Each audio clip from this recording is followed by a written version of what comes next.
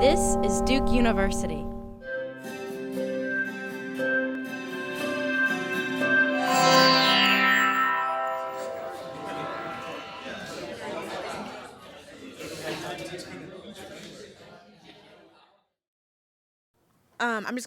I'm going to start with a short video and then go into it, but I just wanted you to see something and I'll pull myself together after that. Thank you. We did not ask permission. We did not get permits.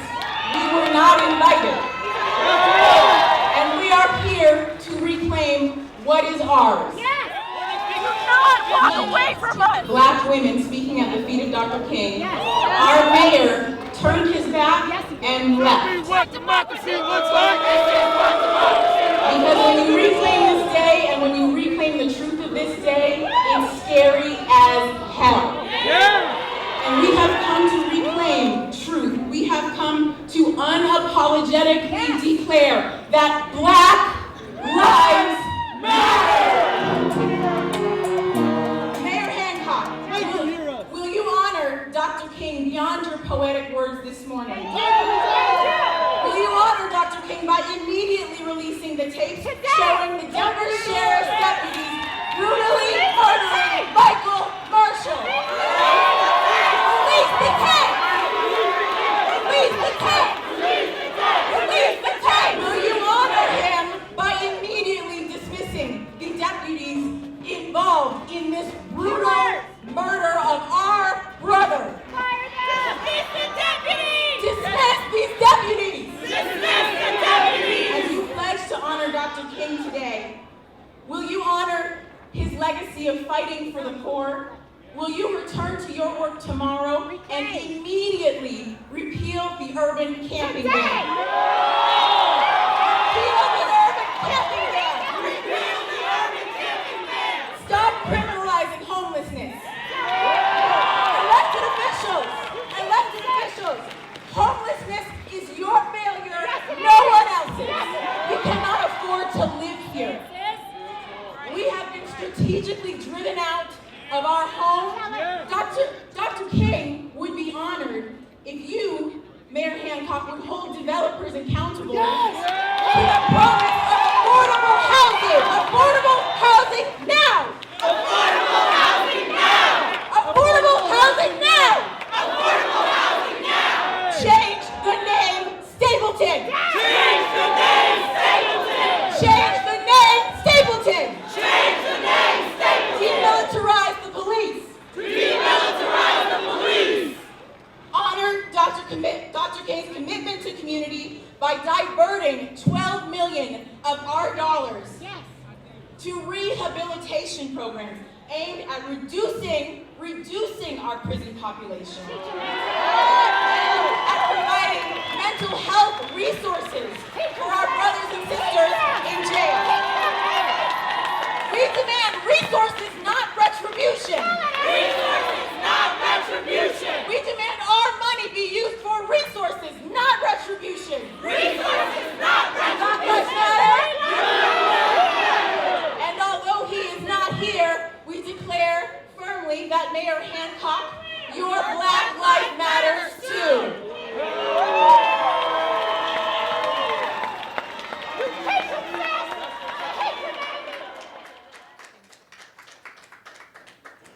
I'm good. No, that's it.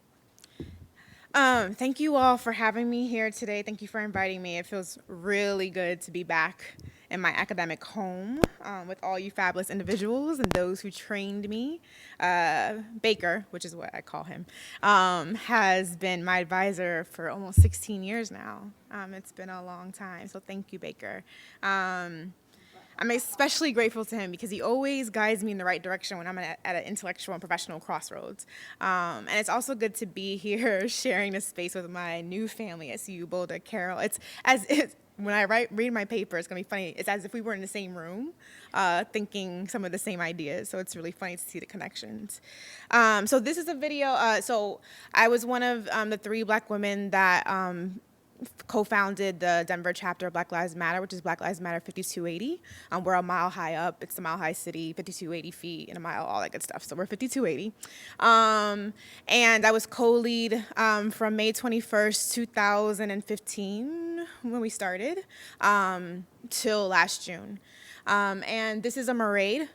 So in Denver, they have a Mairead, which is a march parade every year in honor of Dr. King. It's about a 20-year, I think, tradition, and there's about 30,000 people who march that day. It's one of the largest, it used to be the largest MLK gathering in the country. Our mayor, in that particular day, we took over the Mairead. So BLM co-organized with a variety of community organizations. We had a huge alliance. And Amy, who's my co-lead who is speaking, Amy E. Brown, former SEIU labor organizer, she had a dream she literally had a dream that we were going to take the mic from the mayor and demand these things. What was happening was there was a person, unhoused individual who was mentally unwell, who was arrested for trespassing in a place that he called home. He was given a $100 citation and he couldn't pay it, so they took him to jail. And in jail, the deputies put their arms around his neck and he choked on his own vomit and died. And there was video of it and they wouldn't release the tapes to the family. His niece is with us up there. And so we decided, at the time there was a housing, but there was a lot going on in Denver. And so we decided to do this intersectional kind of an alliance action. And so we took over the Mairead, which he was very unhappy with. We marched, they start at one place and they march for about 1.5 miles to another place. And we redirected the crowd to a different place. And then we took over the stage when we got there and they were displeased. I mean, that's why we're holding arms, because they repeatedly tried to get us to move for about 25 minutes and we refused. And there is a coalition of the Black men who are in CORE and SURGE, which is Showing Up for Racial Justice, which is a white anti-racist organization. They're buffering us. So there's a whole bunch of security behind us. That's the mayor's security trying to get us off the stage. And he's to the right, refusing to come out like a punk because he said he wouldn't come out unless we moved. So we're speaking to him. Amy wrote all those words by herself. So I try not to speak about BLM without bringing in other voices, because it is a collective. It's a woman-centered, Black women-centered, queer-centered organization. Our structure even works in circles. So the reason why Amy's not up there by herself is because we constantly try to operate as a body. And so I try not to speak about my work with them publicly without giving voice to the rest of the group, because I don't do it by myself. So I'll come back to them at the end. As a Black feminist culture anthropologist, I am a storyteller. I am committed to telling research-based stories, which are usually the results of years of participant observation and conversations with interlocutors, in order to make change happen in the world. So for our time today, I want to do 3 things. Explain what my pedagogical and organizing practice of radical honesty is. Use stories or some ethnographic scenes to demonstrate radical honesty in practice, and some of that is happening in this video. And speak with you about this pedagogical and organizing approach, which can be useful for us in these times that we now live in. Since I started teaching in every class, every semester, I have started the first week the same way. I begin with a monologue, or what one could call a teaching positionality statement, as the first step of practicing radical honesty in the classroom. And it goes something like this, and usually I would walk around, but for sake of sound and video, I'll stay here. Hello, my name is Bianca Williams. You may call me Professor or Dr. Williams. I identify as African American, Black American, and Jamaican American. My mom is from Jamaica originally. Depending on the space and the time and the politics and the environment I am in, I may identify as one or all those things. It just depends on the politics. And I tell you that because it is very important that in this class, you understand that African American and Black American, which are usually used synonymously, are not the same thing. African Americans are people who were born in this country, who usually have some type of relationship to the civil rights movement, the history of Jim Crow, the history of the Black Power movement, but they are a people who traditions and culture come from this country. Black Americans are folks who may come here, they may be immigrants who come here, who may identify as Black or ascribed Black identity upon them, and it includes folks who are from Africa, the continent of Africa, and the Caribbean. It's important for you to understand that distinction because in this class, I need you to be specific about which group you're talking about. I need you to understand that when you say Black American, you're including all those peoples, and when you're saying African American, you are excluding particular folks. So I need you to be clear about that when you're using those terms. I'm from the Bronx originally. I grew up in Orlando, Florida. I went to school in North Carolina for a really long time. I identify as a cisgender woman, and I use the pronouns she, her, hers. That means that the way that I look, the way that I perform my womanhood, generally speaking, fits hegemonic ideas of who women should be and who women are. That is not the case for all of us in this class. So I ask that you ask people which pronouns they use. Some people in the class who are gender nonconforming, who are trans, who are genderqueer, may use the pronouns they, them, theirs. I need you to respect everyone's pronouns in this classroom. I am a Christian. I'm heterosexual. I grew up working class. I'm first generation college educated. That means I'm hesitantly middle class. My advisor told me in undergrad that when I graduated with a degree from Duke, I could no longer claim the place in the working class community. That was tough. And every day I learn what middle classness means, what that means to be middle class. I have the invisibilized diverse ability or disability of generalized anxiety disorder, which means that I am a chronic worrier. That means that if I don't use my skills and use my strategies and use my therapeutic gifts, that it can turn into bouts of depression. You may or may not see that in this class, and if I need to have a conversation with you about it, I will. I'm a huge Duke fan. If you are a UNC fan, keep it to yourself. You will fail. Please do not wear UNC gear to my class. These are my multiple identities, and I share them with you because I know that they index things that may become significant as I teach you. First, they act as signifiers for the racialized, gendered, sexualized, or religious and ability-related experiences I've had over the course of my life. These experiences undoubtedly influence the way that I teach, the topics I decide to teach, even the way I choose to organize the syllabus before you. And this is not just the case in this classroom, but in all of your classrooms, even those so-called neutral, apolitical disciplines like biology, math, and English literature. All of your professors are biased, and they bring their prejudices and biases to academic spaces.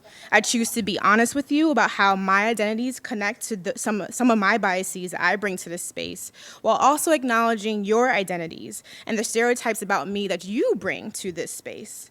As a cultural anthropologist, I do not believe in the fiction of objectivity. I do not believe in the fiction of objectivity. I believe that the experiences we have, the identities we embody, and the positions we hold in systems of power impact how we see and navigate the world. This is not only true for me, it's true for you also.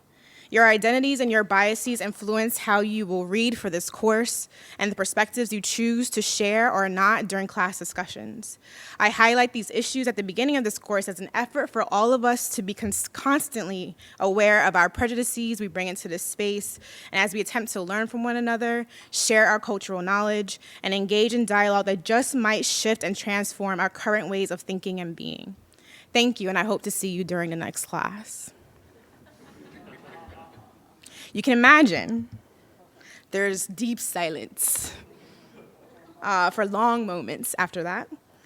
In my introductory courses, where first-year students and the majority of the population mouths hang open with surprise as some are stunned by this much direct talk and race and insight into their professor's life. After class, some students come up to me to introduce themselves and say that they look forward to learning more about power and their identities throughout the semester. Others try to slip out the classroom unseen, never to be heard from again. The monologue sets the stage for truth-telling and facilitates community building in the classroom, modeling my experiences for my expectation for the type of deep awareness, reflexivity, and critical thought I expect from myself and my students throughout the semester.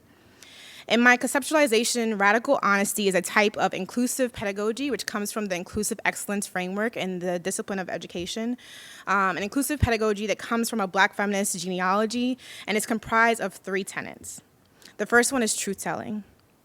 Teachers and learners are honest about the stereotypes and racialized and gendered assumptions that they bring into the learning environment while examining the histories and processes that brought them there. They tell their own truths about their feelings and emotions that they experience when these assumptions are present. A lot of times shame is guilt, and guilt is very present in my classroom. Emotion is central to this work, so truth-telling. The second is valuing narrative and personal experience, providing classroom space for students and teachers to use personal experience and narratives as tools for learning. This qualitative data can be used to connect the dots between individual and group experiences of disempowerment to institutional and systemic analyses of racism and sexism. And the last one is action. Radical honesty is not simply about truth-telling for the sake of speaking truths, but looks towards an action-oriented form of teaching and learning. The use of the word honesty emphasizes a critical eye towards analysis, intention, and authenticity, where multiple truths may be taken together to create beneficial and effective praxis. So what can radical honesty do in the classroom? I argue that radical honesty allows us to bring our whole self to the classroom. So this idea that we enter the door and we somehow leave all the things that we were just negotiating and thinking about before we walked in is ridiculous. We bring our emotions, we bring our biases, we bring everything to the space. And so I try my best to have students not only be aware of what they're bringing into the space, but to keep me accountable to what I'm bringing into the space. It centers emotional wellness and emotional labor. I am particularly clear about the fact that disproportionately women of color, queer folks, non-binary folks are constantly required to do emotional labor for the institution, and that's not valued, or is valued because we create welcoming and inclusive environments, but don't get credit for it. And so radical honesty is an attempt to kind of censor the significance of that work in the classroom. Students don't learn well unless you are connected and engage with them. And so censoring that. The other thing is that learning about anti-Black racism, transphobia, and heteropatriarchy is a tough process. It can lead to a variety of emotions and feelings. So this is my pedagogical attempt to give voice to some of the things that come up instead of silencing it and stigmatizing it in the classroom. It allows us to see each other as human beings, which is what we are.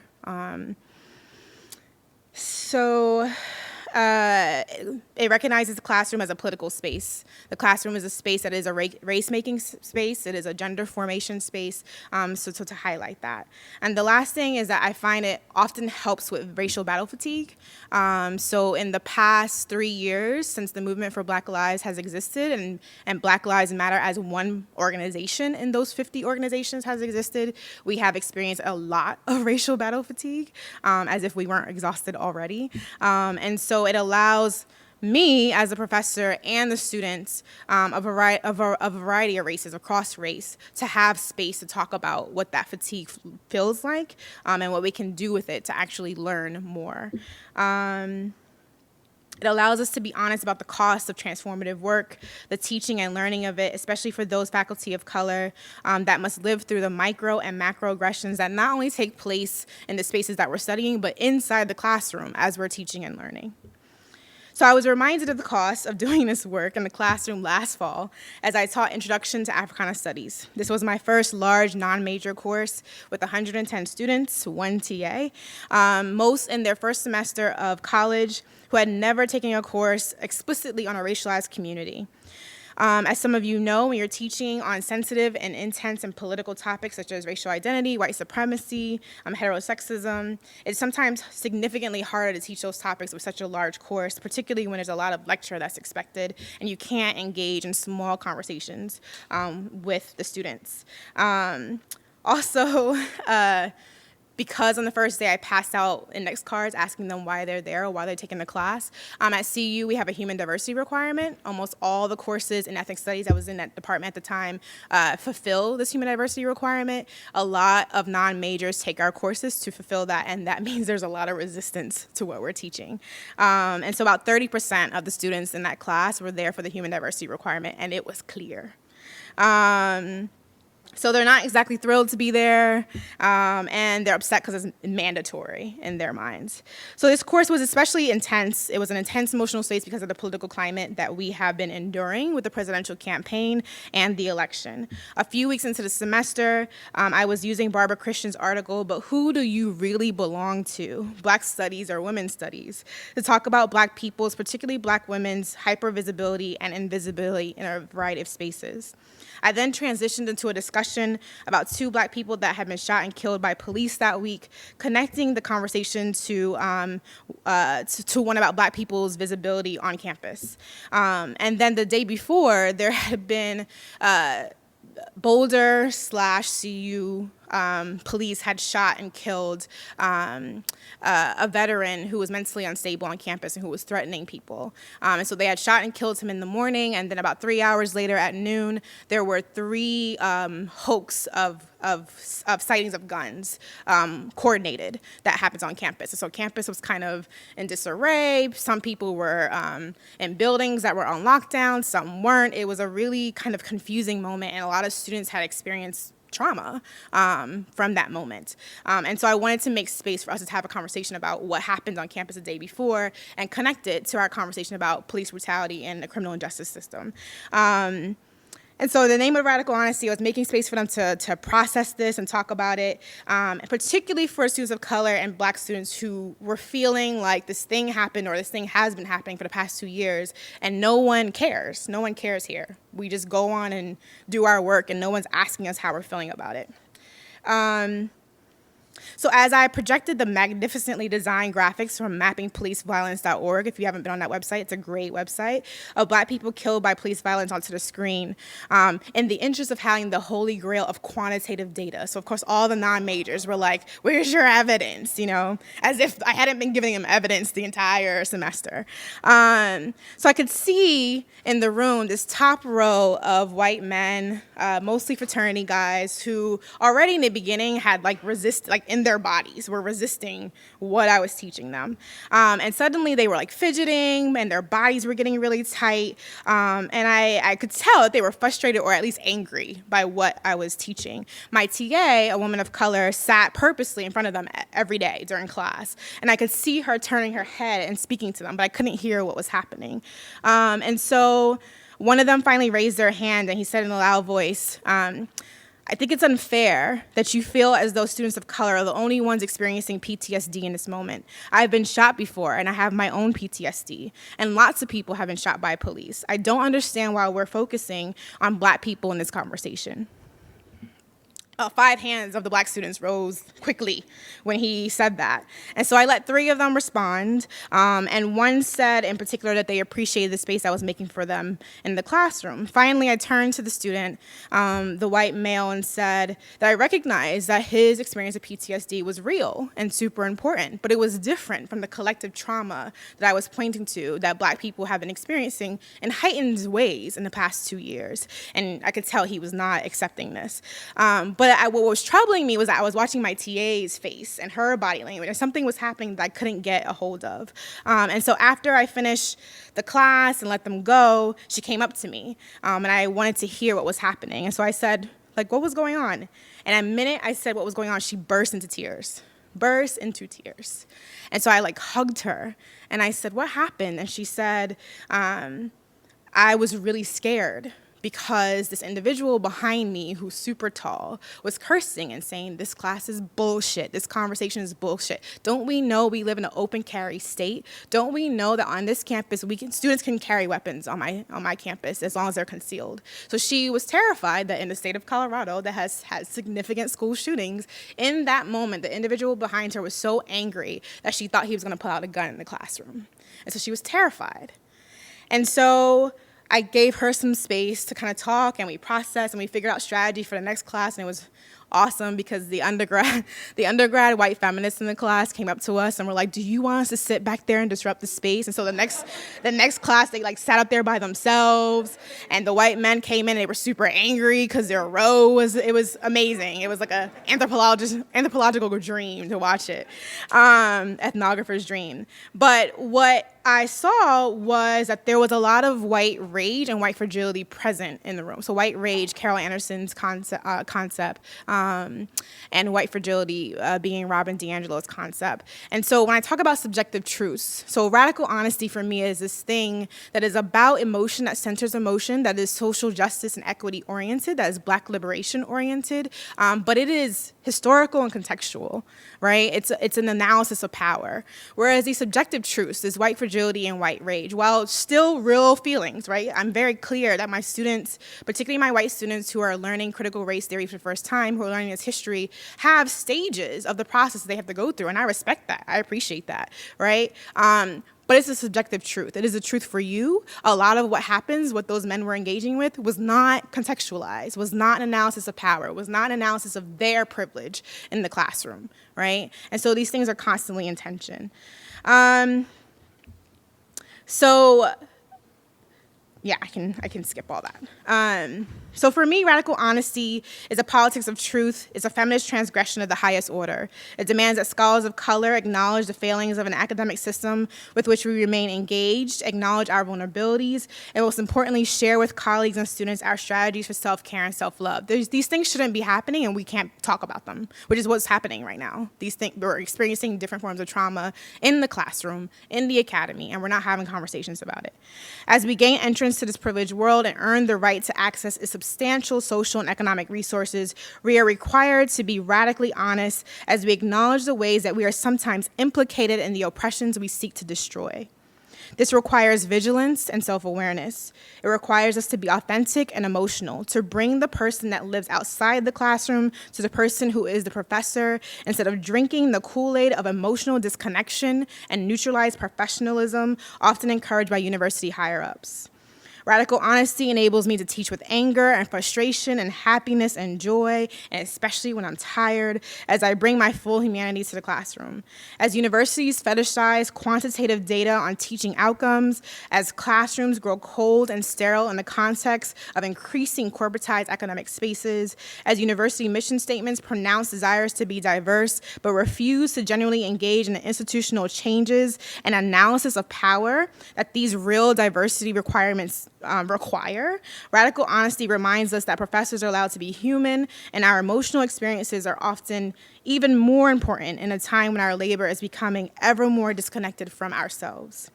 It demands that we are honest with ourselves, with trusted colleagues, and our students when we are experiencing and working through the shame that these disconnects can induce. I think I have a couple minutes left. And so I know people wanted to hear about my work with BLM and how I see radical honesty operating in BLM is that, so again, we're very clear that we are Black women and queer-centered, which means that everyone in the group has had basically a course on intersectionality with me. There's about 18 of us in core, or there were about 18 of us in core, and it is literally me taking my stuff from the classroom and putting it into our space and then organizing around it. So for a long time, I was kind of education lead in the core, and we met every week, sometimes more than once a week, for almost the past year and a half. We are very close. And it's teaching them how to teach other folks intersectional politics and Black feminist politics and praxis. It's us working with Surge, which is pretty much our sibling organization, and then really having an analysis around power with folks across race. We center our actions and how we think about moving in the community through the lens of Esther Arma's emotional justice. So it's the idea that freedom and Black liberation does not come from only like a change in policy or to come from changes in institutions and systems, but there's actually intergenerational healing from trauma that has to happen. And so when we organize actions, something like the Mairead, we spend a lot of time deeply thinking about what are people gonna feel? What are we gonna feel? What's the emotional cost and task of doing this work?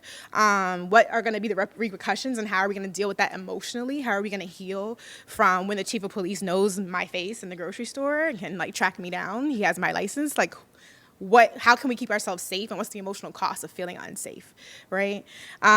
We have a director of mental wellness in the group who helps us process things, who helps us deal with conflict, who helps us figure out community building from an emotionally centered space. And we have emotional check-ins all the time. It affects how we do the work on many levels. One of our main demands from the city, there's nowhere in Denver currently where if you have someone who is having a mental health crisis or having a mental health issue, there's nowhere that they can call to get assistance, only the police. The police are the only people that they can call. And in Boulder and Denver, over the past 2 years, there have been numerous people shot and killed by police because they were having a mental health episode. And so one of our demands to the mayor and to the city has been to increase. There's a huge, they gave the police about $5 million more in funding, and we asked that they redirect that to training for police officers and mental health resources in the community. So emotion is very much centered in how we do radical honesty in the streets and in our organizing, and how we try to take care of one another in the midst of Trump and everything else. So I'll just stop there. Produced by Duke University. Online at duke.edu.